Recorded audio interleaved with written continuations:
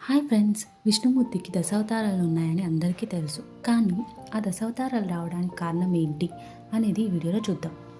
నార్మల్గా కార్తీక మాసంలో ఏకాదశి రోజు ఉపవాసం ఉండి ద్వాదశి రోజు ఆహారం తీసుకుంటారు. అప్పుడే ఏకాదశి పారాయణం పూర్తయినట్టు.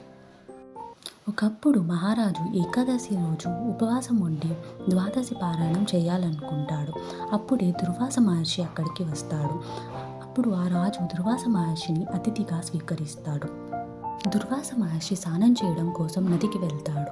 చాలా సమయం అయిపోతుంది. ద్వాదశి గడియలు దాటిపోతూ ఉంటాయి.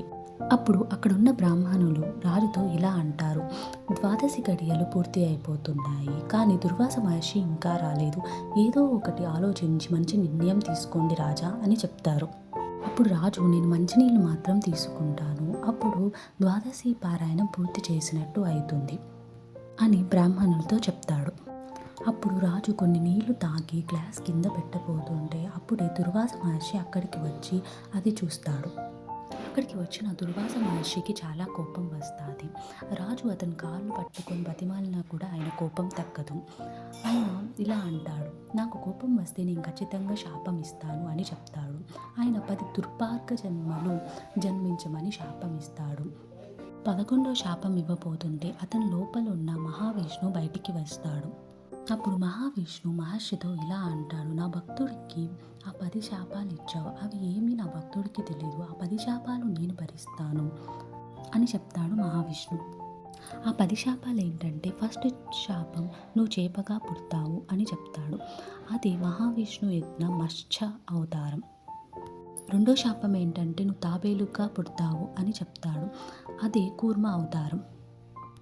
మూడో శాపం ఏంటంటే, నువ్వు పందిగా పుడతావు అని శపిస్తాడు. అదే వారాహ అవతారం. దాని తర్వాత నువ్వు మరుగుచ్చి వాడిగా పుడతావు అని శపిస్తాడు. అది వామన అవతారం.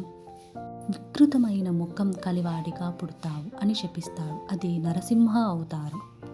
ఎక్కువ కోపం ఉన్న బ్రాహ్మణుడిగా పుడతావు అని శపిస్తాడు. అదే పరశురామ అవతారం. జ్ఞానశూన్యుడైన క్షత్రియుగాను పుడతాడు అని శపిస్తాడు. అదే రామ అవతారం. అధికారం లేని క్షత్రియుడుగా పుడతావు అని శపిస్తాడు. అదే కృష్ణ అవతారం. దురాచార బహిష్టమైన పాషండ మార్గవాడికు ఇంకా నితయపూర్వక బ్రాహ్మణ హింసకుడివై బ్రహ్మనివాడుగాను పుడతావు అని శపిస్తాడు. కలియుగంలో ఫస్ట్ అవతారం వచ్చి వెంకటేశ్వర స్వామి అవతారం, అలాగే చివరి అవతారం వచ్చి కల్కి అవతారం.